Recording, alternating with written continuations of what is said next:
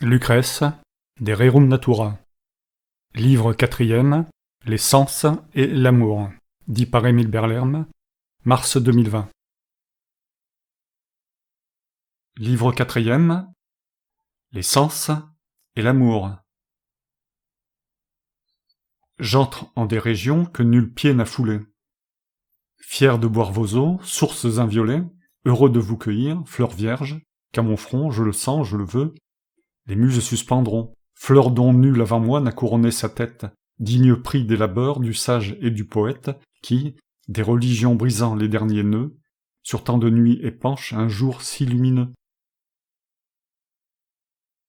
Et qui nous blâmera si par la poésie, tout ce que nous touchons est frotté d'ambroisie? Je suis le médecin qui présente à l'enfant quelques breuvages amers, qu'il faut boire pourtant. Les bords du vase enduits d'un miel qui les parfume, à cet âge léger, dérobent l'amertume. L'enfant est dupe et non victime, il boit sans peur, et dans le corps descend le sucre réparateur, emportant avec lui les douleurs et les fièvres. Le mensonge sauveur n'a trompé que les lèvres. Ainsi je fais passer l'austère vérité, baume suspect à ceux qui ne l'ont pas goûté. La foule, enfant qu'apaise une innocente ruse, cédant sans défiance au charme de la muse, sous le couvert du miel boira les sucs amers.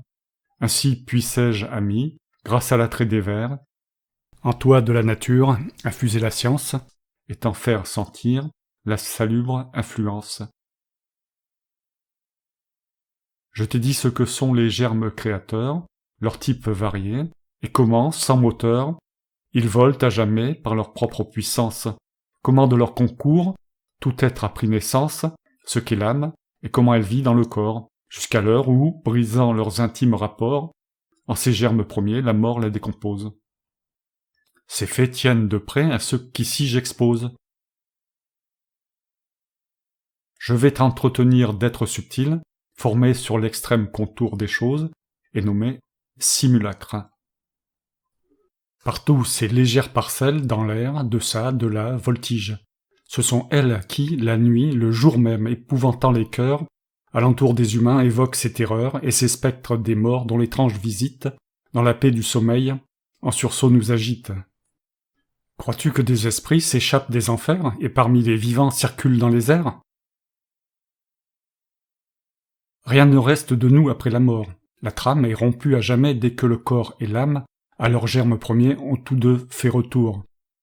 Et c'est pourquoi je dis que de chaque contour émanent des reflets, des pellicules frêles, feuilles sans épaisseur, des calques si fidèles qu'ils gardent à jamais l'apparence des corps, dont leur volage écorce abandonna les bords. L'esprit, sans grand effort, en conçoit l'existence.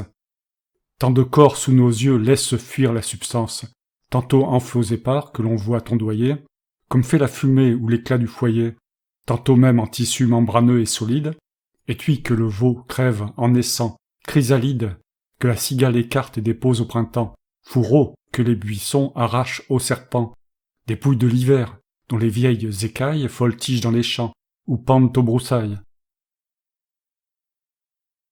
Pourquoi donc aussi bien tout corps ne pourrait-il de sa surface émettre un décalque subtil?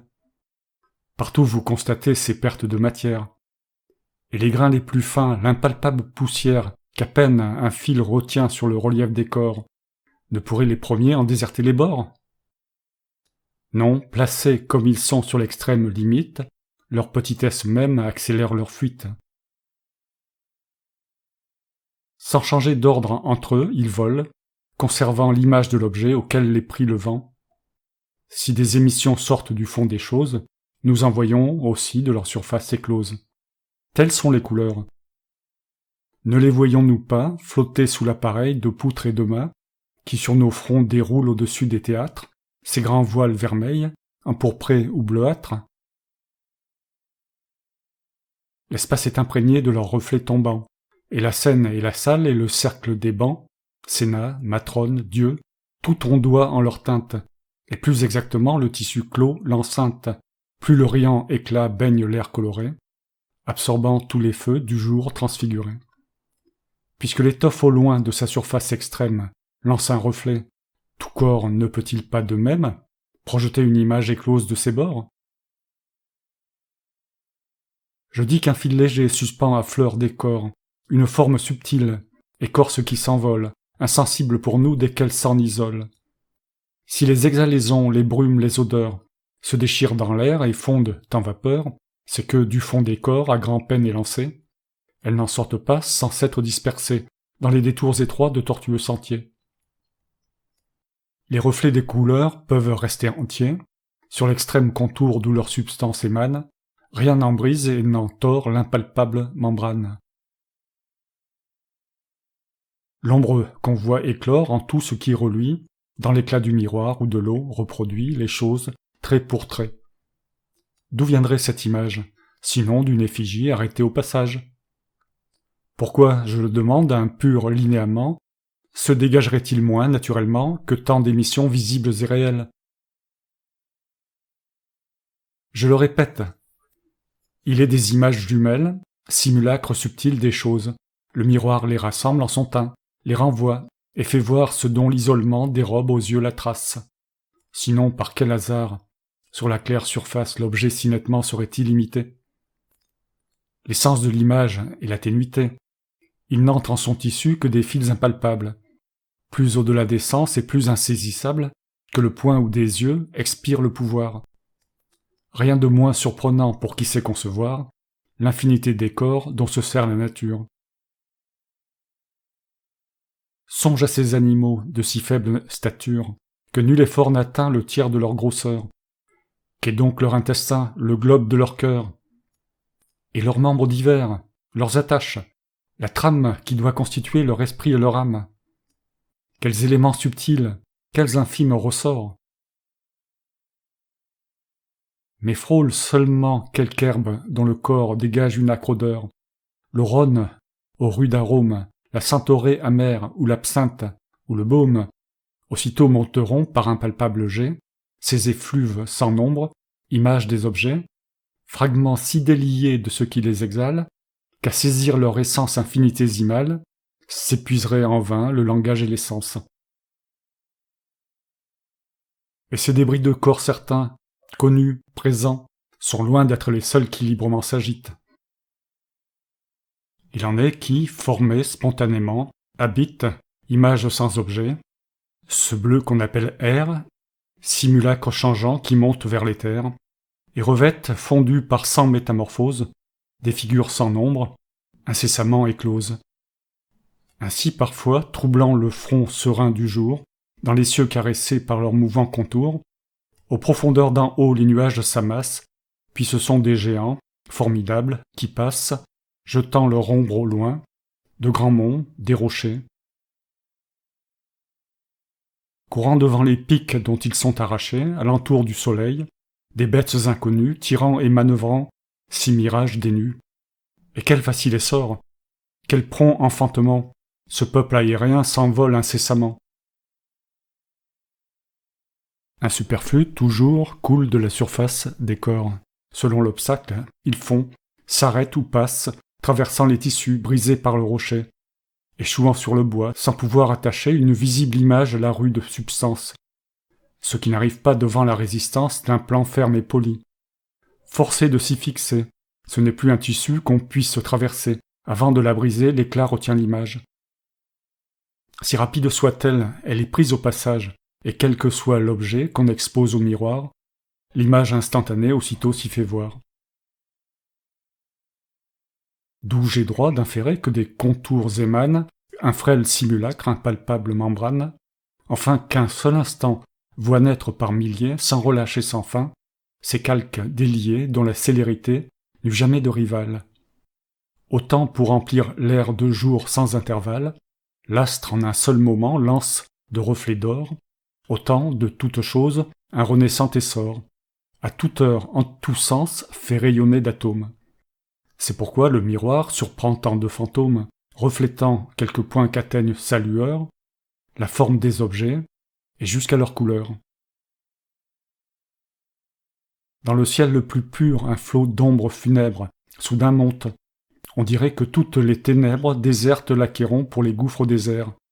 Tant de l'épaisse nuit qui couvre l'univers pendent les 1000 aspects de la noire épouvante.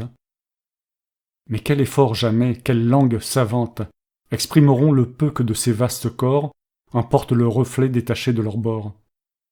Quant à peindre le vol des rapides images, l'espace en un moment dévoré, ces voyages d'un coup d'aile en tous sens fendant les flots déserts, l'abondance y peut moins que le charme des vers. Qui ne préfère un chant de cygnes au cri des grues, que l'austère par milliers disperse dans les nues. Tout d'abord et toujours, rien de moins contesté, la vitesse répond à la légèreté. C'est l'attribut des corps dont la trame est subtile.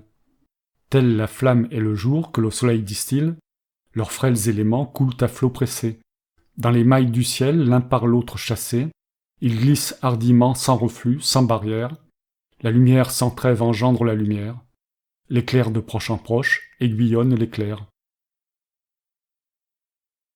Ainsi le simulacre, aux profondeurs de l'air, franchit en un clin d'œil des gouffres insondables, indicibles. Le choc d'atomes impalpables, montant derrière lui, le pousse loin du sol. Son tissu rare et clair hâte encore son vol. À travers toute chose, il s'insinue et passe, filtré pour ainsi dire au port de l'espace. Quoi ? Ne voyons-nous pas, du fond même des corps, d'insensibles fragments s'élancer au dehors ? Quoi ? Le jour tout d'un coup et la chaleur solaire, épanchés dans le ciel qui tout entier s'éclaire, s'abattent sur la terre et l'onde, et baignent d'or la voûte d'où jaillit leur radieux essor ? Et l'émanation du contour même éclose, quant à sa liberté nul retard ne s'oppose, moins vite franchirait moins d'espace. Conclu. L'image à temps égal en doit traverser plus que n'en perça jamais la lumière céleste. Cette rapidité, tout l'affirme et l'atteste, expose une eau limpide à l'azur de la nuit. La voûte constellée à l'instant même y luit.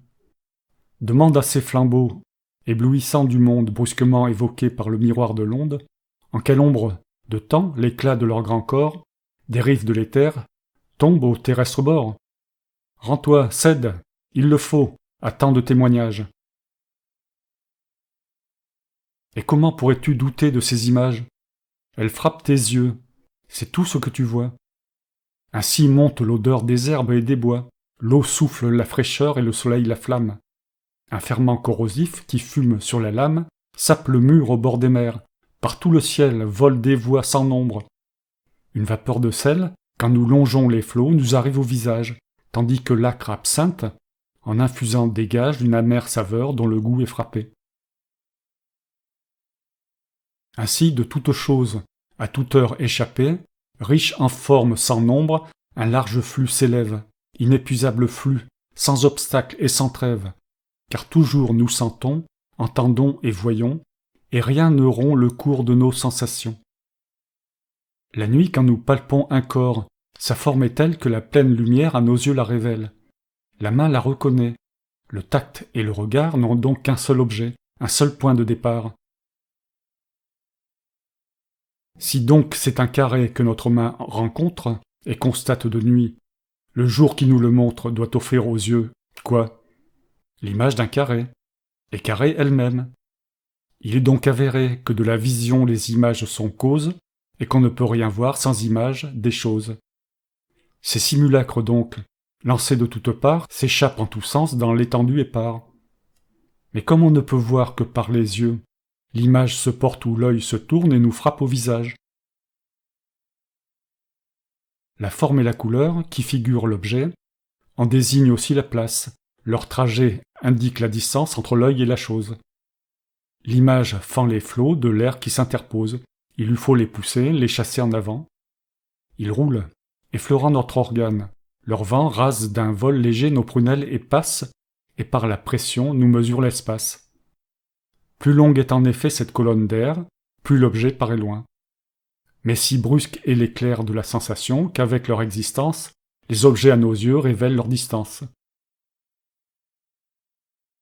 Nous étonnerons-nous, quand notre œil ne peut voir ces reflets morcelés qui viennent l'émouvoir, qu'entier, net et certain, l'objet même apparaisse ? Mais lorsque le zéphyr mollement nous caresse, quand la bise nous pique, est-ce que l'on perçoit chaque parcelle tiède et chaque atome froid ? Non, les faits se confondent, l'impression reste une. Aux chocs extérieurs, cette règle est commune, ils font corps. C'est l'objet qui frappe et que l'on voit. Lorsque sur une pierre est posé notre doigt, il touche une couleur, une surface extrême. Mais ce que nous sentons, c'est la pierre elle-même, la dureté profonde, essence du rocher. L'image du miroir paraît se détacher et recule au-delà de ce qui la reflète. Et l'illusion, certes, est précise et complète. Ainsi, par une porte ouverte, nos regards, errant en liberté, suivent les corps épars, dans un lointain réel hors de notre demeure. L'air nous vient en deux flots, une onde intérieure, qui de droite et de gauche amène jusqu'à l'œil, les parois, puis la porte elle-même, et le seuil. Ensuite un air nouveau qui du dehors apporte ce que le jour éclaire au-delà de la porte.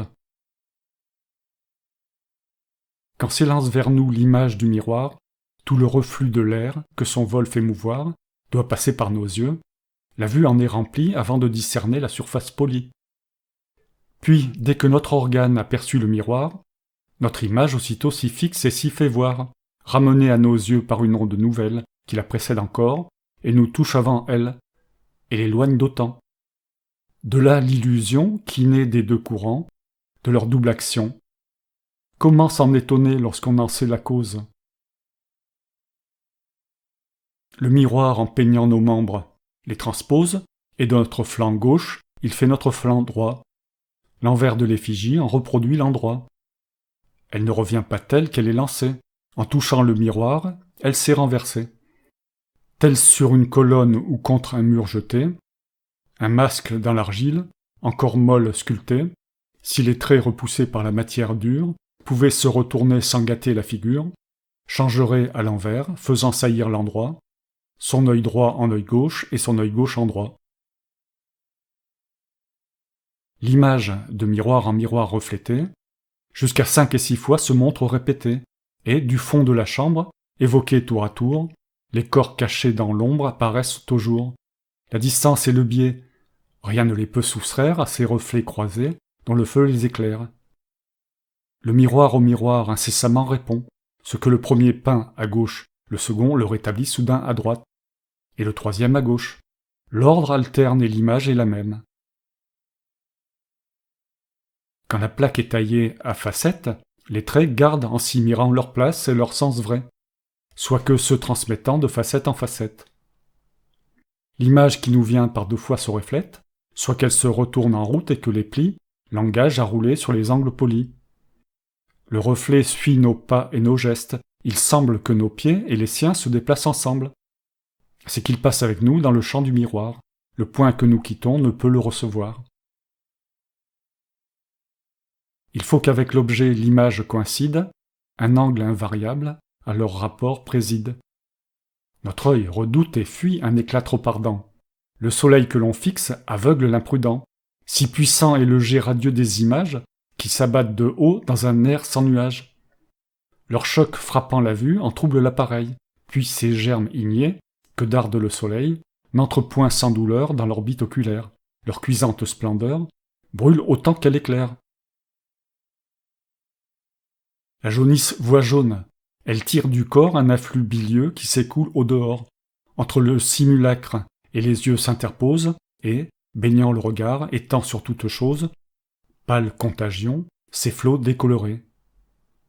Des ténèbres, on voit les objets éclairés. Plus voisine d'abord la colonne d'air sombre, maîtresse du regard, y fait couler son ombre. Puis le jour lui succède et son cours transparent, des yeux purifiés chasse le noir courant, sitôt que le rayon qui trouve en sa substance, plus fine et plus mobile, un ressort plus intense, a rempli les canaux de son fluide pur, et rouvert les accès qu'obstruait l'air obscur, l'image, librement, s'engage dans la voie, elle frappe à la porte, et force est qu'on la voie. Mais du plein jour notre œil sur l'ombre est sans pouvoir, parce que le flot clair est suivi du flux noir, dont l'épaisse vapeur dans l'organe infiltré, à bientôt, engorgeant les pores et l'entrée, aux images fermées le chemin du regard. En contemplant de loin l'enceinte d'un rempart, on voit rondes souvent des tours qui sont carrées. soit que par le lointain les lignes altérées, s'émoussent, ou plutôt que les angles confus, n'atteignent plus les sens et cessent d'être vus, car l'épaisseur des airs intercepte l'image, chaque flot effleuré la déforme au passage, et tout angle s'efface, et le robuste mur s'arrondit, non sans doute avec le relief pur, des contours vraiment ronds, vus de près et palpables, mais avec l'à peu près des formes vraisemblables. L'ombre semble avec nous marcher sous le soleil. Au geste, elle répond par un geste pareil. Serait-ce donc qu'un air sans lumière ? Notre ombre n'est rien que le contour d'une tranche d'air sombre. Peut simuler la marche et le geste vivant ? Non. L'ombre est toute place où l'être, en se mouvant, vient dérober le sol à la clarté solaire. Le lieu que nous quittons d'un jour nouveau s'éclaire quand l'ombre avance avec le corps qui la produit. On croit que c'est la même et qu'un spectre nous suit. Incessamment versés, des rayons neufs se pressent sur le chemin tracé par ceux qui disparaissent, et chacun semble un fil dévidé dans le feu. C'est pourquoi tout d'un coup la lumière, en un lieu, s'éclipse et, retombant d'une chute soudaine, lave d'un flot de jour l'ombre posée à peine. N'accusons pas les yeux. Signaler tour à tour en tel endroit de l'ombre un tel autre du jour, c'est l'office des yeux. Mais la lumière est-elle une, immuable, ou bien successive et nouvelle ? L'ombre est-elle un fantôme, un être, un mouvement ? Ou bien, comme on l'a dit, l'éclipse d'un moment ? L'esprit seul en est juge, et seul conçoit les causes. Les yeux n'atteignant pas la substance des choses, aux erreurs de l'esprit, les yeux n'ont point de part. Le vaisseau qui nous porte à lever l'ancre, il part, et nous semble immobile, et sur notre passage, les barques au repos semblent fuir vers la plage, et les coteaux du bord, les champs que nous rasons, reculent à l'arrière au fond des horizons. C'est nous seuls qui, loin d'eux, volons à pleine voile. Aux voûtes de l'éther, nous rivons les étoiles. Elles voguent, pourtant, et d'un cours éternel, puisque chaque orbe d'or, faisant le tour du ciel, retrouve les jalons de sa route infinie. Quelquefois cependant, mais la raison le nie, la lune et le soleil semblent sans mouvement. Voient du large émerger ces monts. L'éloignement les groupe en fait une île, apparente barrière, mais la mer ouvre entre eux une vaste carrière, où des flottes de front manœuvrent librement. Quand l'enfant qui tournait s'arrête brusquement, longtemps autour de lui l'atrium tourbillonne, et voyant se presser colonne sur colonne, il croit, ou peu s'en faut, que le toit sans appui vacille menaçant et va crouler sur lui. Quand la nature lève au-dessus des montagnes son grand flambeau tremblant qui rougit les campagnes, l'astre sur les sommets paraît se reposer, il les touche, il les baigne, il va les embraser. Où donc sont-ils ces monts dont le soleil s'élance ? À 2000 traits d'arc, à 500 jets de lance, entre eux et le soleil l'immensité des mers va se développant sous l'infini désert. Des milliers de pays lointains sortent de l'ombre, pleins de peuples divers et d'animaux sans nombre. Le plus mince amas d'eau, moins d'à travers de main. Flaque infime arrêtée aux pierres du chemin, livre aux yeux sous nos pieds des profondeurs égales, aux gouffres ouverts du sol, aux voûtes sidérales. Et sous la terre on voit les nuages, les cieux et les joyaux cachés de l'écrin radieux. Quand ton cheval robuste, en plein courant, s'arrête, vers l'eau qui fuit sous toi, baisse un moment la tête. L'animal immobile en travers t'apparaît, poussé contre le flot par un pouvoir secret. Quelque objet qu'à ta vue offrent les bords du fleuve, contre le sens de l'onde, il semble qu'il se meuve. Ce portique établi sur des piliers égaux déploie en droite ligne un double rang d'arceaux. Mais dès que l'œil, du fond, dans sa longueur l'enfile, son champ se rétrécit par degrés. Il s'effile en pointe, rapprochant ses deux flancs bout à bout, joignant le sol au toit, jusqu'à ce que le tout, en cône vaporeux, se confonde et s'achève. En mer, le marin croit que le soleil se lève sur l'onde et que dans l'onde il éteint son flambeau. C'est vrai, car il ne voit que le ciel et que l'eau. Ses impressions donc ne sont pas cimenteuses. Celui qui ne sait pas voit les barques boiteuses de leurs membres rompus lutter contre les eaux, Rames et gouvernail pendent en 2 morceaux, droit au-dessus de l'onde et tordus sous les lames. La réfraction courbe et déjette les rames, qui flottent à fleur d'eau sur le miroir mouvant. Quand sur le ciel nocturne emporté par le vent, les nuages épars rencontrent les étoiles, les astres à rebours semblent fendre ses voiles et fuir loin de l'orbite où leur cours est fixé. Quand le dessous de l'œil par un doigt est pressé, une illusion naît qui double toute chose. Double est la fleur de feu sur les flambeaux écloses. Doubles sont les lambris et les meubles voisins. Les gens prennent 2 corps, 2 visages distincts. Quand de ces doux liens, le sommeil nous enchaîne, plongés dans le néant de sa torpeur sereine, nous croyons par instant veiller et nous mouvoir, et dans un lieu fermé sous l'aveugle nuit, voir le jour et la splendeur du soleil, les murs s'ouvrent, des champs où nous courons à nos yeux se découvrent, et des mers et des monts, et l'horizon qui fuit. Muets dans le silence austère de la nuit, nous percevons des voix qui frappent nos oreilles, et nous y répondons. Combien d'autres merveilles s'efforcent d'ébranler la foi qu'on doit au sens. Mais c'est en vain. Les sens demeurent innocents. C'est nous qui leur prêtons ces fictions des songes. Distinguer le fait vrai de nos propres mensonges, et ce qu'ont vu les sens de ce qu'on leur fait voir, il n'est pas, crois-le bien, de plus rare savoir. Mais nous ne savons rien. Quelques-uns le soutiennent. Ceux-là ne savent rien eux-mêmes en conviennent. Ils ne savent donc pas si l'homme sait ou non. Mais soit, qu'irions-nous dire aux gens qui trouvent bon d'aller à reculons en marchant sur la tête? Soit, ils savent cela. Mais d'où, je le répète, eux pour qui rien n'est vrai de ce qu'ils ont cru voir, sauraient-ils ce que c'est qu'ignorer et savoir, et par quel trait constant le vrai du faux diffère? Entre l'ombre et le corps, quel choix pourrait-il faire? Cherche, et tu trouveras que toute vérité part des sens, invincible est leur autorité.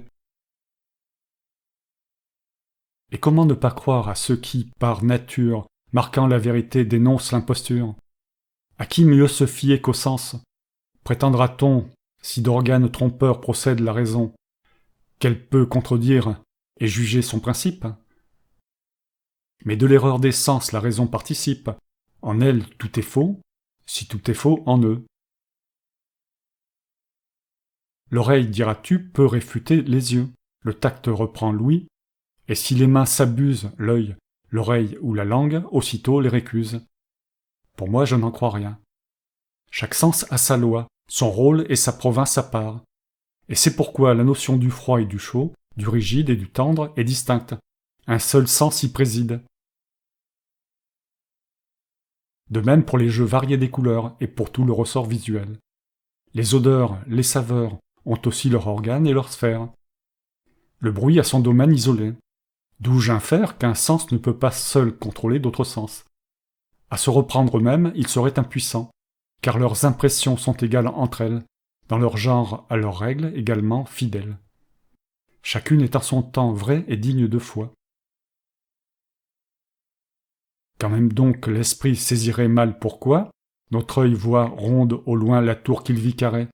Mieux vaudrait, à défaut d'une cause avérée, expliquer faussement ces 2 aspects certains, que laisser l'évidence échapper de nos mains, qu'ébranler cette foi, cette base première, ce pivot du salut, d'où pend la vie entière. Ce n'est pas la raison seule qui croulerait, mais c'est la vie encore, si l'on désespérait des sens, si nous n'osions à leurs conseils dociles, fuir les gouffres ouverts ou les pas difficiles, et rechercher les biens ou les contacts heureux. Enfin, tout cet amas d'arguments sonne creux, et sur les sens vainqueurs, tout leur effort se brise. Ainsi, lorsqu'on bâtit, si la première assise a fléchi, si l'équerre a faussé l'angle droit, et que l'alignement pêche par quelque endroit, l'équilibre est détruit et la toiture ondule. Gauche, courbe, sans grâce, elle avance et recule. Le mur s'en va crouler, il croule, abandonné au vice initial où tout est enchaîné. En somme, c'est des sens que la raison procède. S'ils sont faux, elle est fausse et croule sans remède. Les autres sens n'ont rien de plus mystérieux, comme nous l'allons voir, que le tact et les yeux. Tous les sons et les voix s'entendent quand l'oreille, par leurs ondes pressées, à leur toucher s'éveille. Car le bruit et la voix sont, manifestement, puisqu'ils meuvent un sens, des corps en mouvement. La voix rase de près le gosier qui la lance. Au larynx irrité, le cri fait violence. Les éléments vocaux, dont la foule s'accroît, se poussent pour sortir dans le canal étroit. Leur flot remplit les bords de l'issue et les frappe, et l'aise les conduit par où la voix s'échappe. Puis donc que pour blesser leurs chocs sont assez forts, il faut que la parole et le cri soient des corps. Tu n'es pas sans savoir tout ce qu'enlève à l'homme, ce que d'ardeur nerveuse et de force consomme, l'entretien prolongé, sans relâche conduit du lever de l'aurore au tomber de la nuit, surtout quand la parole à grand fracas ruisselle. Cette voix est donc bien d'essence corporelle, puisqu'elle a prodigué le corps humain décroît. Les figures des sons que l'oreille perçoit ne se ressemblent pas lorsque, mâle et profonde, la trompette rugit gravement, ou que gronde la corne recourbée au rauque hurlement, et quand le cygne auguste en doux gémissement, au frais vallon du Pinde exhale sa voix pure. Les atomes rugueux font la voix âpre et dure, d'éléments arrondis naissent les doux accords, le son que nous tirons de notre propre corps, auquel la bouche ouverte offre un libre passage. La langue, ce mobile artisan du langage, l'arrête et l'articule en mots, dont le concours des lèvres détermine et finit les contours. N'a-t-elle à traverser qu'une mince étendue ? Nettement, clairement, la voix est entendue. Les mots articulés arrivent encore frais, conservant leur façon, leurs angles, tous leurs traits. Mais lorsque la distance excède leur portée, ils s'émoussent, la voix s'éraille, interceptée, et se brouille en son vol, et se déforme au vent. Parfois nous l'entendons encore, mais souvent, sans démêler le sens des syllabes lointaines, tant la voix s'est brisée en notes incertaines. Les dit par le crieur dans le peuple lancé, dans l'oreille de tous à la fois est fixée. La voix donc se divise en plusieurs voix pareilles, puisqu'elle distribue en des milliers d'oreilles des mots avec leur corps et leur sens arrêtés. Mais ces voix, tant s'en faut, n'ont pas toutes portée. Les unes vont dans l'air mourir évaporées, d'autres, par des terrains ou des monts rencontrés, rebondir en éclats retentissants, en cris, si pareils à des mots que nous y sommes pris. Tu le vois, les échos ont perdu leur mystère. Ces noms que l'on entend dans les lieux solitaires lorsque le voyageur appelle à haute voix, ses compagnons perdus dans l'épaisseur des bois, sans y rien déranger, les échos les répètent. Pour peu que les coteaux aux coteaux les rejettent, le son se multiplie, et je sais des endroits qui rendent un seul mot jusqu'à 6 et 7 fois. Ce sont les chèvres-pieds, les nymphes, les satyres, dont les nocturnes jeux, les amours et les rires, troublent la profondeur du silence des bois. Et la corde résonne, et, sous d'agiles doigts, la flûte par ses trous répand sa tendre plainte, et les gens d'alentour n'entendent pas sans crainte « Pan !» le dieu de mi-bouc secouer les rameaux, qui couronnent son front, et, sur ses chalumeaux, d'où l'agreste chanson coule ininterrompue, promener le baiser de sa bouche lipue. Sans prodige pareil trouve accès chez eux. Ont-ils peur que l'on croie abandonner des dieux les déserts où le sort confina leur demeure? Ou bien allèguent-ils quelque raison meilleure? Le reste des humains, autant que nous sachions, a toujours eu l'oreille ouverte aux fictions. Nous étonnerons-nous que la voix se transmette au-delà de l'obstacle où le regard s'arrête? À travers une porte on se parle, on s'entend, c'est un fait. Quoi de plus? Disons qu'il est constant, que l'image se perd dans les détours des pores, où filtrent sains et saufs les atomes sonores, que son essor exige un chemin plus égal, des pores droits et clairs comme ceux du cristal. Puis la voix s'éparpille en éclats innombrables, l'un de l'autre engendrés, l'un à l'autre semblables. D'une il en jaillit 1000, ainsi de toutes parts, l'étincelle brisée éclate en feux épars, et rayonnant au loin, derrière, autour, dans l'ombre, dans l'air peuplé de sons, volent les voix sans nombre. Le simulacre, lui, marche toujours tout droit, et tel qu'il est lancé. C'est pourquoi nul ne voit en arrière, et l'oreille en tous sens peut entendre. Encore souvent la voix s'émousse-t-elle à fendre les obstacles, ses traits brouillés, irrésolus, n'apportent que le bruit des mots qu'on n'entend plus. La langue et le palais, où le suc se distille, livrent moins le secret de leur œuvre subtile. La saveur tout d'abord se dégage, au moment où la bouche l'exprime en mâchant l'aliment, comme une eau qui jaillit d'une éponge tordue. Bientôt, dans tous les plis du palais répandus, sur la langue elle gagne un dédale de trous. Les atomes du sucre sont-ils coulants et doux? Ils baignent mollement, de leur douceur fluide, la langue réjouie en sa demeure humide. Sont-ils âpres? Le goût, qu'ils mordent en passant, mesure leur rudesse aux douleurs qu'ils ressentent. Tout au fond du palais siège la jouissance. Plus bas, quand l'œsophage, engouffrant la substance, la distribue aux chairs où le sang la dissout, le plaisir disparaît. Qu'importe alors le goût, pourvu que l'aliment, cuit et digéré, laisse l'estomac imbibé d'une humide souplesse. Pourquoi les animaux ont-ils leurs mets divers? Chaque espèce a les siens, et l'une trouve amer ce qui semble à l'autre une volupté pure. Oui, le même aliment est aux uns nourriture, et pour d'autres poison. Le contraste est frappant. Quand la salive humaine a touché le serpent, il meurt, et de ses dents lui-même il se dévore. C'est pour l'homme un venin mortel que les lébores, et la chèvre et la caille y trouvent l'embonpoint. Maintenant, si tu veux t'éclairer sur ce point, tu te rappelleras ce que j'ai dit des types et des combinaisons sans nombre des principes. Tous les êtres mangeants ont un aspect distinct, le type de leur race en leurs traits est empreint. C'est donc que ce contraste extérieur révèle les états variés de la trame charnelle.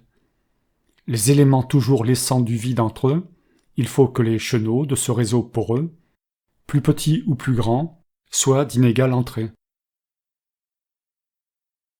Ici triangulaire, ailleurs ronde ou carré, ou quel qu'y soit des plis, le nombre et les rapports, dans la bouche et la langue autant que dans les corps, la forme des conduits répond à la figure, à l'ordre, au mouvement, à l'intime structure des éléments premiers qui cernent leurs parois.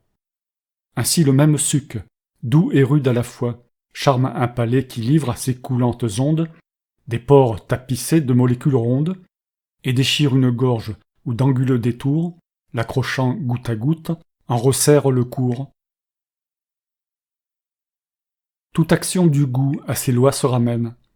Quand la fièvre nous tient, quand la machine humaine, sous l'assaut de la bile ou de quelque autre humeur, tout entière n'est plus que trouble et que rumeur, l'ordre des éléments s'altère.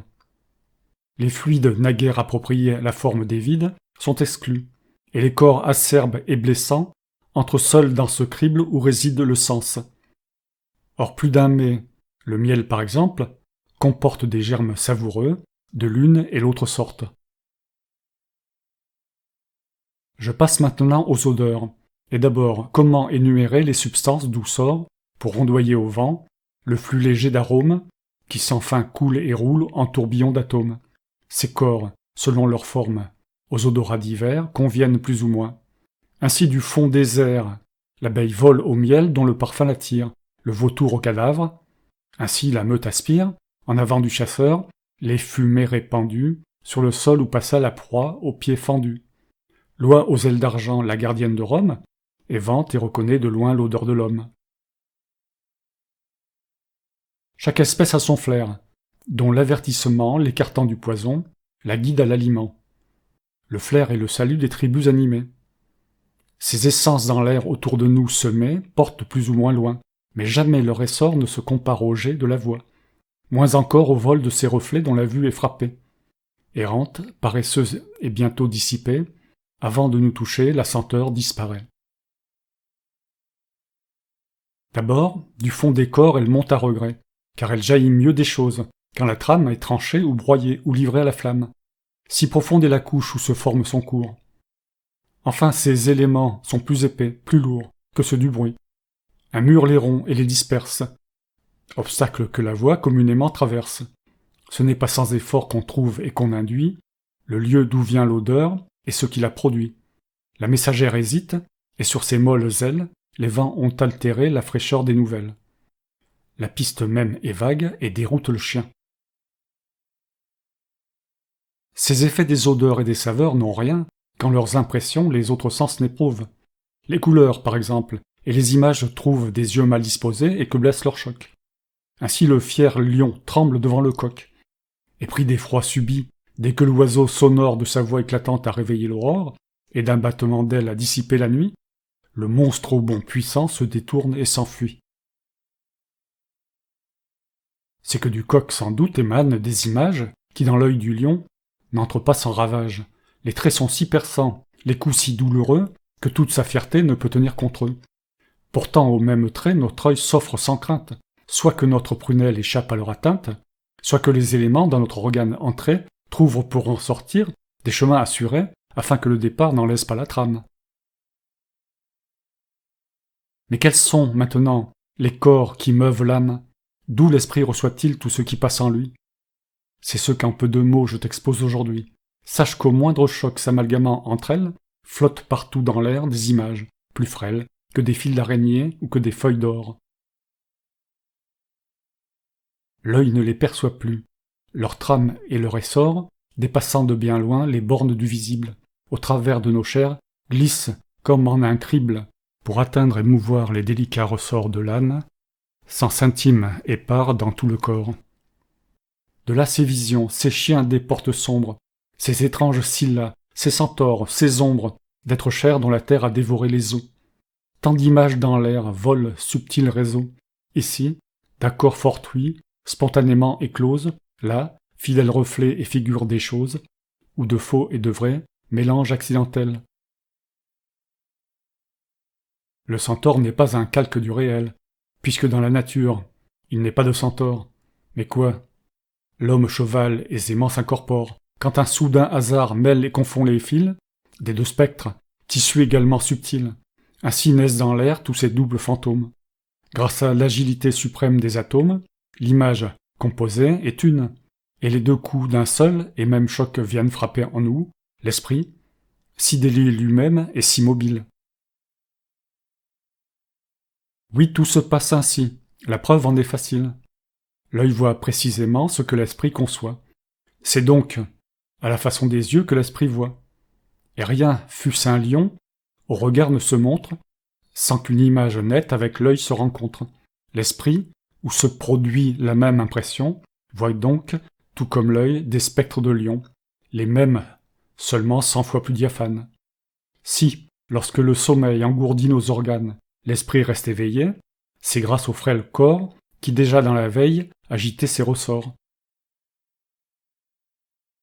C'est par eux qu'il croit voir les êtres que la terre et la mort pour jamais couvrent de leur mystère. La nature le veut. Anéantis, les sens dans leur profonde paix demeurent impuissants. La vérité n'a plus d'armes contre la fable. La mémoire aussi tombe, et la stupeur l'accable. Elle ne dément plus les rapports décevants qui du sein de la mort tirent ses faux vivants. Ne sois pas étonné des gestes symétriques, des mouvements corrects de ces corps chimériques, car nous les voyons tels que les songes les font. Un passage insensible amalgame et confond l'image évanouie et celle qui la chasse. L'attitude a changé, l'image reste en place. Mais pour ne rien omettre, il faut traiter ici plus d'un problème obscur qui veut être éclairci. Pourquoi l'âme, d'abord, sur l'heure évoque-t-elle tout objet, quel qu'il soit, que ton caprice appelle? Est-ce donc qu'épiant l'instant de ton désir, l'image à point nommé se vient faire saisir? Est-ce que terre, ciel, mer, bataille, assemblée, pompe ou banquet, soudain la nature zélée, prépare tout aimer les choses sous les noms, tandis qu'à l'endroit même où nous la retenons, de toute autre pensée en d'autres cœurs l'attendent? Lorsque dans nos sommeils les fantômes descendent, que leur corps, en mesure à porter mollement, alterne de leurs bras le souple mouvement, et le pas juste et sûr que leurs jambes dessinent, est-ce qu'un art inné, profond, les prédestine à leur nocturne jeu? N'est-il pas vrai plutôt qu'on voit cela d'un trait comme on entend un mot, qu'un éclair de durée évoque une série d'instants décomposés par notre rêverie? C'est ainsi qu'à toute heure, en tout endroit présent, des spectres de tout genre arrivent à nos sens, tant leur rapidité double leur multitude. Et si fin, quel esprit les surprend sans étude? S'il n'est pas prêt, tout passe. Il n'a pu rien saisir. Mais il est toujours prêt, car jamais le désir ne lui peut suggérer, rien que l'espoir n'achève. L'avenir aisément se réalise en rêve. Les yeux mêmes, observant des tissus délicats, ne font-ils pas effort? Ne se tendent-ils pas? Sans quoi rien de précis, rien de sûr dans la vue. Il n'est corps si prochain, matière si connue, qui pour l'inattentif ne soit ce qu'il serait, s'il laisse passer le temps, de leur nuit les couvrait. Quoi d'étonnant si l'âme au passage n'arrête que ce qui répond bien à son ardeur secrète? Souvent elle se leurre et nous trompe en créant des monstres. D'un nain même elle fait un géant. Le caprice imprévu des images complexes intervertit les traits, les âges et les sexes. La femme, entre nos bras, devient homme et s'enfuit. Tout change et se confond, s'engendre et se détruit. Cherches-tu la raison de ces métamorphoses? Le sommeil et l'oubli t'en diraient seuls les causes. Avant tout, garde-toi, sans relâche, à tout prix, du cercle vicieux où tombe tant d'esprits. On dit. L'œil est créé, transparent pour qu'il voie. Le fémur sous la hanche et sur la jambe ploie, pour que le pied, support d'un flexible pilier, assure au pas mobile un écart régulier. Les bras des deux côtés ne pendent à l'épaule que pour mouvoir les mains, qui d'avance ont leur rôle. Ce sont des serviteurs donnés à nos besoins. Conjecture sans base, et qui, sur tous les points, renverse l'ordre vrai des effets et des causes. Bien loin de les créer, le besoin naît des choses. Le membre n'est pas fait pour servir, on s'en sert. Nul n'a pu voir avant que l'œil ne fût ouvert. Nul ne parlait avant que la langue fût née. La langue, bien plus tôt, est de beaucoup l'aînée du langage. L'oreille était faite longtemps avant qu'on entendît, et tous les autres sens de même ont précédé l'usage qu'on en tire. L'instinct de leur emploi n'a donc pu les produire. Le poing a combattu, l'ongle a serré, la main longtemps a fait jaillir des flots de sang humain, avant qu'un trait brillant fendît l'air. La nature à l'homme a pris la fuite, avant qu'à la blessure le bras gauche opposât le bouclier de peau. La fatigue au mortel enseigna le repos, quand la douceur des lits n'existait pas encore. La soif pour s'apaiser n'attendit pas l'amphore. À ces inventions du besoin et de l'art, l'utilité sans doute eut la plus grande part. Mais quant aux instruments dont nul n'est notre ouvrage, la possession seule en suggéra l'usage, et c'est le cas des sens et des membres. Tu vois qu'en leur formation rien ne révèle un choix, un dessein préconçu d'utilité future. Ne sois donc pas surpris si toute créature, d'un naturel instinct, cherche son aliment. Des corps, nous le savons, s'écoule incessamment, un flux que hâte encore l'activité vitale, fragments, germes perdus, que par la bouche exhale, le souffle haletant, déchets intérieurs, quand des flux sans nombre expriment les sueurs. Le corps raréfié que cette fuite mine, sentant baisser la vie et faiblir la machine, demande aux aliments la vigueur qui le fuit. Un sucre réparateur, par les pores conduit, comble dans les vaisseaux le gouffre de leur perte, ce besoin dévorant de nos veines ouvertes. La boisson à son tour répandue en tout lieu, tombant sur l'estomac, comme une eau sur le feu, dissipe l'incendie amassé par les fièvres, qui desséchaient le sang et consumaient les lèvres. Ainsi dans notre chair sont noyés et calmés les désirs par la soif ou le jeûne enflammé. Je dirai maintenant pourquoi les pieds se meuvent à notre volonté, comment nos ordres peuvent varier l'action des membres, quel ressort soulève en avant le fait pesant du corps. Les mouvements divers ont leurs images libres, qui, visitant l'esprit, en chatouillent les fibres, et la volonté naît. Car le moyen d'agir, sans que l'esprit en lui d'avance ait vu surgir l'objet de son vouloir, l'image de son acte. L'esprit sollicité touche, éveille, contracte, instantanément, grâce à leurs étroits rapports, l'âme éparse en tout lieu dans la trame du corps, l'âme aux membres transmet l'impulsion première, et la masse bientôt s'ébranle tout entière. Le corps, en marchant, se raréfie, et l'air, toujours mobile, emplit les pores de la chair, atteint dans les tissus la moindre molécule, et, largement versé, dans les veines circule. Ainsi l'esprit et l'air sont la voile et le vent, qui font évoluer le corps, vaisseau vivant. Quoi, dis-tu? Ces moteurs, si légers l'un et l'autre, manœuvrer, retourner un poids comme le nôtre? Pourquoi non? Songe donc à la force du vent, ce fluide, subtil, s'il en fut, enlevant les plus robustes nefs. Le vent les chasse au large. Et quel qu'en soit l'élan, quelle qu'en soit la charge, pour diriger leur course, il suffit du travail, d'un seul bras appuyant sur un seul gouvernail. Et que ne peuvent pas la poulie et la roue? De quelle rude fardeau la machine se joue? Prête-moi maintenant un esprit attentif, une oreille sagace, et ne va pas rétif aux démonstrations, par ta propre injustice, t'obstiner dans l'erreur sans même en voir le vice, et démentir des faits par la science admise. J'exposerai comment, dans nos sens endormis, le sommeil fait couler, le repos et relâche les chaînes des soucis. Délicate est la tâche. L'abondance y peut moins que le charme des vers, 1000 clameurs de grues, éparses dans les airs, ne valent pas le chant d'un cygne solitaire. Le sommeil se produit quand l'âme en nous s'altère, scindée en deux courants, dont l'un fuit au dehors, dont l'autre se condense aux profondeurs du corps. Cet abandon détend les ressorts et dissipe le sentiment, dont l'âme est l'assuré principe, dont le sommeil ne peut suspendre l'action, si l'âme n'est en proie à la confusion, si l'âme n'a quitté des membres, non pas toutes, car ce serait livrer la machine dissoute au froid mystérieux de la mort sans réveil. Car, pour y rallumer au sortir du sommeil le sentiment vital, il faut qu'un reste d'âme, comme un feu sous la cendre enfoui dans la trame, couve, prêt à jaillir de son foyer latent. Mais quel travail secret trouble l'âme et détend tous les membres? J'y viens. Mais toi, sois tout oreille, et garde qu'au vent seul ait profité mes veilles. D'abord les flots de l'air, universel séjour, puisqu'ils baignent le corps, en rasent le contour, et leurs assauts fréquents ne manquent pas de force. De là ce cuir, ces poils, membranes, soie, écorce, nacre, dont la plupart des êtres sont couverts. Les intimes replis ne sont pas moins ouverts à l'air que tour à tour la gorge aspire et chasse. Les chocs atteignent donc le fond et la surface, et, par les trois chemins des pores déliés, vont se répercutant jusqu'aux germes premiers. Et dans l'être progresse une sourde ruine qui bouleverse l'ordre, élémentaire et mine, l'esprit comme le corps. L'âme, se disloquant, s'échappe ou bien s'enferme ainsi que dans un camp. Le peu qui reste épars dans les membres oublie d'échanger des rapports que nul fil ne relie. La nature a barré les passages. Atteint par ce trouble profond, le sentiment s'éteint.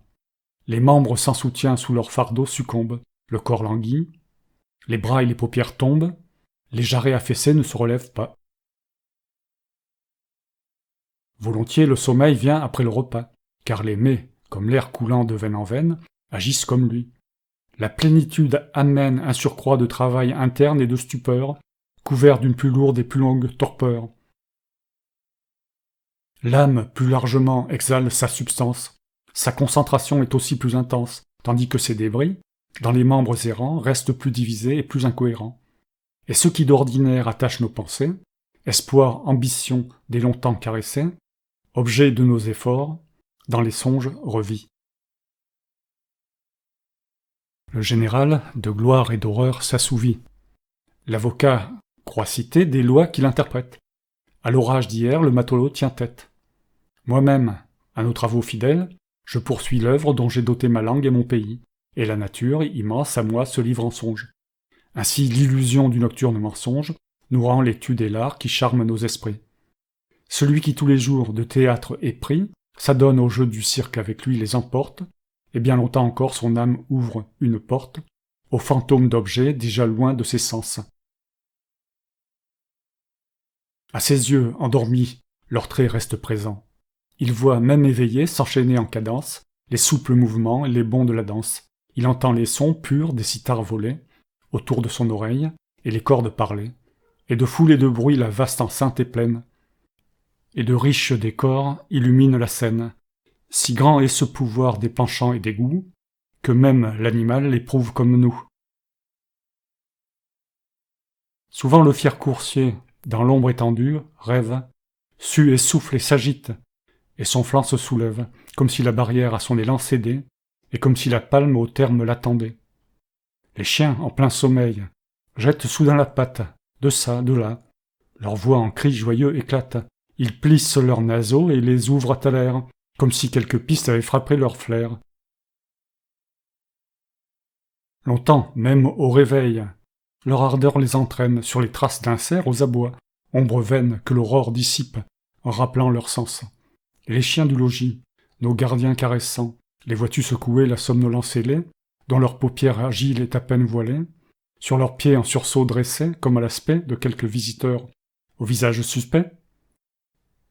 Et plus l'être en son âme a de rudes atomes, plus rudement en songe, il traite les fantômes.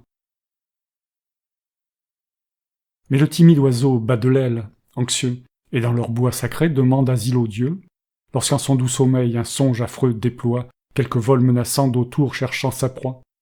Enfin, quel est l'effort, quel est l'événement que l'homme n'accomplisse et n'achève en dormant?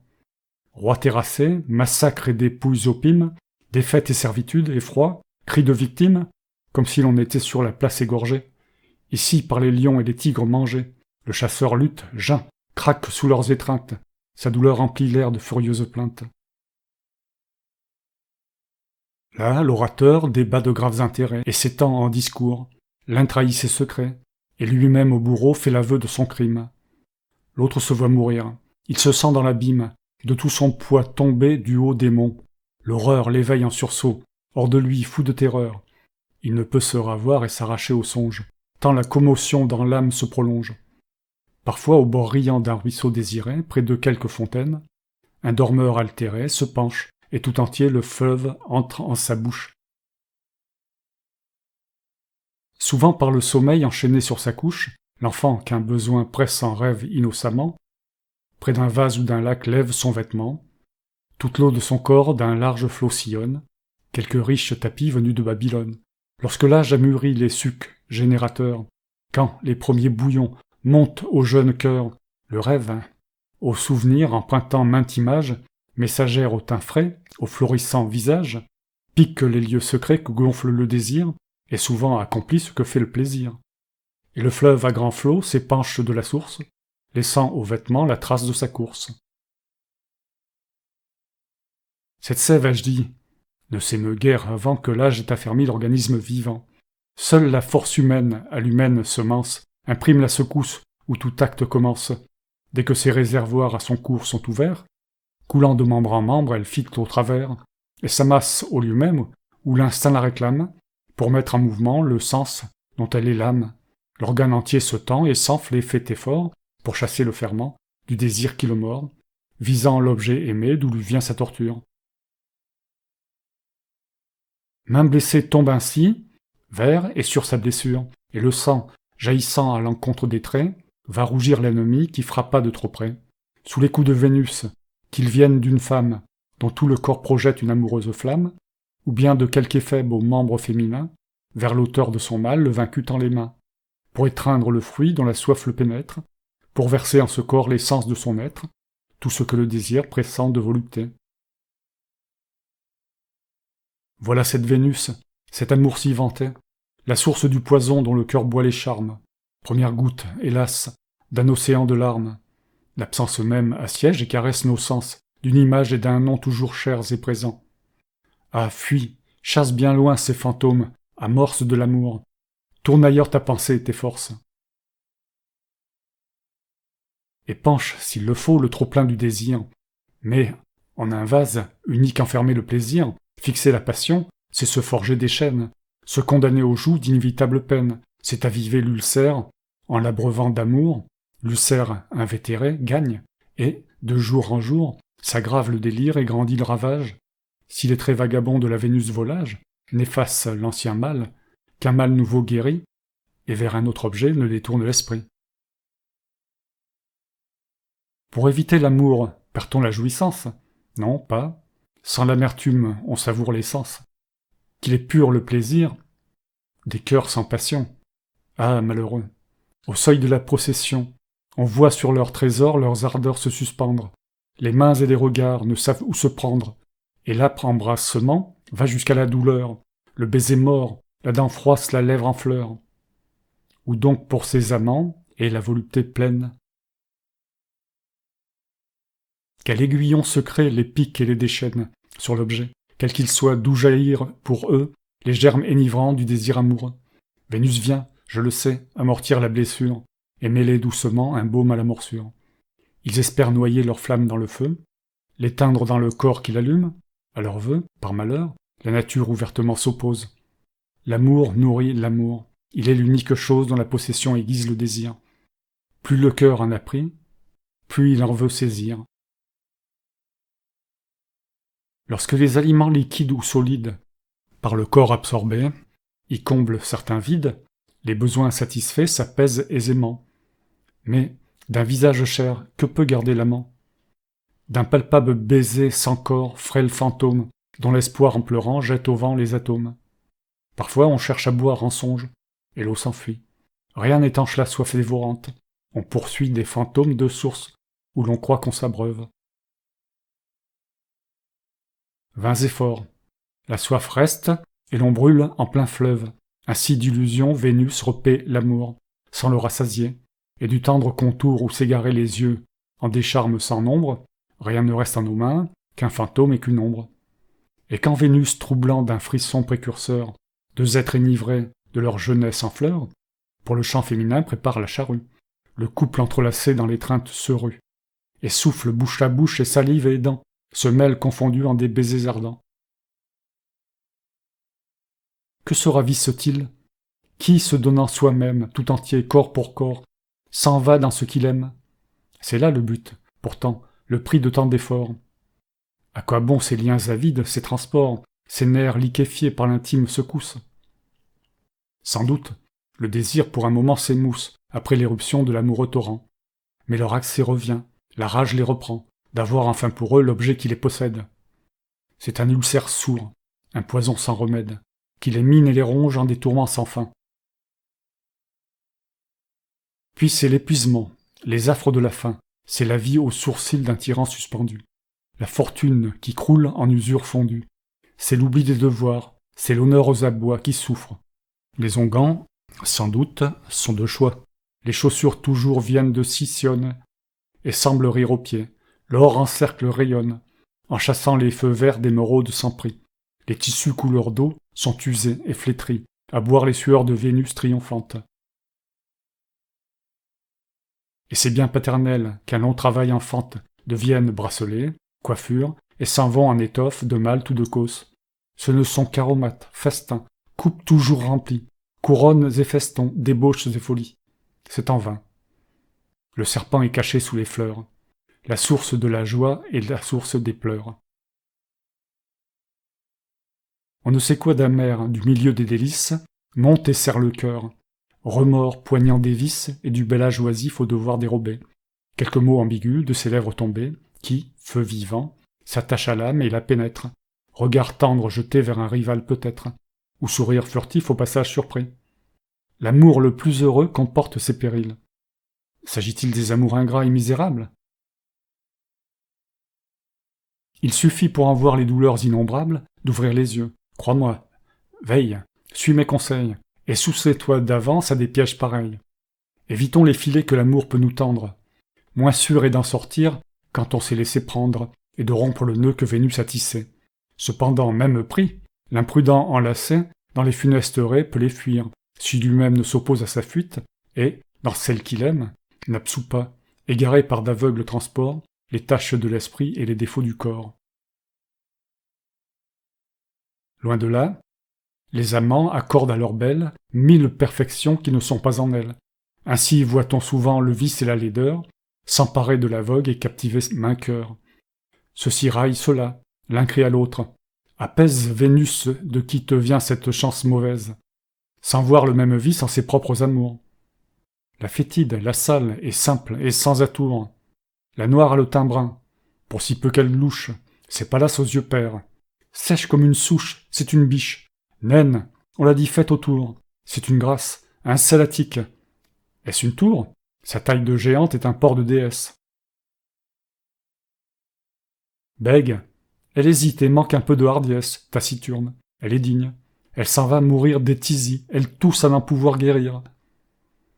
C'est une langueur tendre, une fleur délicate, brusque, ardente, jalouse, à toute heure elle éclate. C'est un salpêtre. Est-elle obèse et tout en sein? C'est la sœur de Cérès, chère au dieu des raisins. L'une a le nez camus des sylvains et des chèvres. On la promeut faunesse. Une autre au nez que lèvres. C'est le baiser vivant, je n'en finirai pas. Et puis je l'admets belle autant que tu voudras. Vénus, dans tout son corps, présente, se révèle. Mais est-elle la seule? On a vécu sans elle. Tout ce que fait la laide, on sait qu'elle le fait. Que de sa propre odeur, cet être si parfait, s'empeste quelquefois. Et ces femmes s'enfuient, et loin d'elle en cachette à pleine gorge en rit. Cependant sur le seuil l'amant verse des pleurs, il couvre de parfums, de couronnes, de fleurs, et de tristes baisers l'impitoyable porte. S'ouvre-t-elle pour lui? Pour peu que le vent porte et trahisse la chose, il invente aussitôt quelque retraite honnête, et, lui qui de si haut préparait sa harangue amoureuse, il oublie ses beaux discours et part, s'accusant de folie, pour avoir espéré dans un objet mortel plus de perfection qu'il en est sous le ciel. Sur ce point, nos Vénus ne sont guère novices. Elles montrent la scène et cachent les coulisses à ceux que leur amour veut garder enserrés. Mais l'esprit perce, à jour, tous ces menus secrets et ces efforts de l'art. Mieux valent donc les belles dont l'humeur, indulgente aux faiblesses mortelles, comme elle en prend sa part, nous les passe en retour. La femme, sans mentir, peut soupirer d'amour. Lorsque la pâmoison d'une étreinte sincère rive son corps au corps de l'amant, qu'elle serre, en suçant dans sa bouche un humide baiser, elle y va de tout cœur et le presse d'oser, et lui livre le chant des voluptés jumelles. C'est ainsi que partout les dociles femelles, à l'étable, aux forêts, dans les prés, aisément portent l'assaut du mal, et que l'ébranlement qui font leurs nerfs en feu, par son intermittence, anime l'assaillant d'un prurit plus intense. Pourtant, vois leur douleur, vois de quels nœuds cruels les enchaînent parfois des plaisirs mutuels. Ces chiens des carrefours qui, d'un effort contraire, tirant à corps perdu, luttent pour se soustraire aux chaînes où Vénus les retient engagés, sans le pressentiment des plaisirs échangés, auraient-ils d'un tel piège affronté les supplices? Ainsi donc, chaque sexe a sa part de délices. Quand d'un avide effort la femme a brusquement pompé le lait du mâle et reçu le ferment, selon la fusion que la secousse opère, l'enfant tient plus ou moins de la mère et du père, celui dont le visage en mêle deux en un, et de ces deux parents est le portrait commun, né du sang de la femme et de l'homme, et révèle l'équilibre parfait d'une ardeur mutuelle. Les fluides lancés par des désirs égaux, sans s'étouffer l'un l'autre, ont combiné leurs os. Parfois, souvent, on voit revivre en ce jeune être quelques traits d'un aïeul, ou même d'un ancêtre. C'est qu'héritage ancien, dans le corps des parents, se cachent confondus des germes différents, dont les pères aux fils ont transmis le principe, pour permettre à Vénus de varier le type, en ramenant la voix, les cheveux ou les traits des aïeux, éléments réels bien que secrets, non moins fixes en nous que nos corps et nos âmes. Le fluide viril peut engendrer des femmes, par le sang maternel plus d'un homme est produit. De deux germes toujours, l'embryon et le fruit. Ressemble-t-il à l'un plus qu'à l'autre? La cause en est qu'un des époux aura doublé la dose. Et quel qu'en soit le sexe, on discerne aisément s'il descend de la femme ou s'il naît de l'amant. Ce ne sont pas des dieux aux naissances contraires qui privent à jamais du nom charmant de père certains époux voués aux stériles hymens. C'est en vain que terreur des crédules humains enrichit les autels et de sang les inonde, et pour en obtenir la liqueur qui féconde, fatigue les destins et la divinité. Seul l'excès d'épaisseur ou de fluidité à la conception oppose un double obstacle. La semence trop claire échappe au réceptacle sans pouvoir s'y fixer et se prendre en un corps. Trop grasse et trop contraite, elle s'arrête au bord, ou bien songée trop lent, trop dense, ne se mêle qu'à grand-peine à l'afflux de la liqueur femelle. Quelle diversité de couples et d'effets! Pour tel tempérament, tels hommes sont mieux faits, de tels amants aussi telle ou telle maîtresse reçoit plus aisément le fait de la grossesse.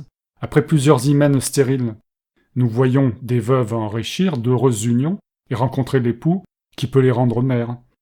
Bien des hommes ainsi ne sont devenus pères, et non d'une famille embellie leurs vieux jours, qu'après avoir trouvé, dans deux jeunes amours, une épouse assortie à leur propre nature. Seul en effet, l'accord des organes assure l'intime fusion des germes, accouplant le liquide à l'épais et le dense au coulant. Le régime et la table ont leur part d'influence, tel aliment trop riche alourdit la semence, tel autre l'appauvrit jusqu'à l'épuisement. Avant tout, il importe en quel mode et comment l'œuvre des voluptés s'accomplit. La nature semble des animaux préférer la posture. On pense que, les seins appuyés, les flancs hauts, la femme garde mieux les amoureux des peaux. Mais il n'est pas besoin de secousses lascives, les soubresauts joyeux des hanches convulsives qui tirent à l'amant jusqu'au suc de ses os, dérangent la charrue, et le soc porte à faux. Faire ainsi dévier le jet de la semence, c'est des conceptions rejeter l'espérance. Aussi la courtisane à ce jeu se complaît, sûre, en offrant à l'homme un plaisir plus complet, d'éviter les ennuis des grossesses fréquentes. L'épouse doit laisser ses façons aux bacchantes. La moins belle parfois se fait aimer le mieux. Ce ne sont ni les traits de Vénus, ni les dieux, c'est son humeur affable et ses mœurs, et le charme d'un corps toujours soigné, c'est elle qui désarme l'homme et du toit commun lui fait un cher séjour. L'habitude s'en mêle et finit par l'amour. Ne voit-on pas le choc des plus frêles matières, à la longue entamer la dureté des pierres, et la rigueur du marbre à la fin succomber, sous une goutte d'eau qui s'obstine à tomber ? Fin du livre 4e.